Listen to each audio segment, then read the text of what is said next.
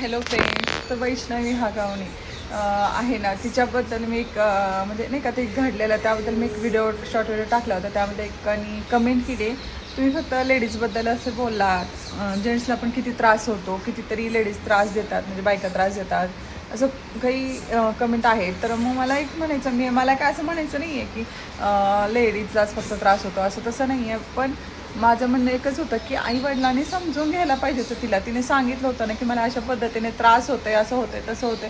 आणखी त्याच व्हिडिओमध्ये कमेंट पण आहे की एक ताई म्हणते की मला बघा ना, मी खूप सांगते माझ्या घरच्यांना, मला खूप त्रास होते, माझे वडील ऐकत नाही आहे, मला खूप त्रास होतो इथे. पण बघा बरं, असं त्रास होते, स्वतः मुली सांगतात, स्वतःचा जीव सांगते, तर आईवडिलांनी पण ते जरा समजून घ्यायला पाहिजे.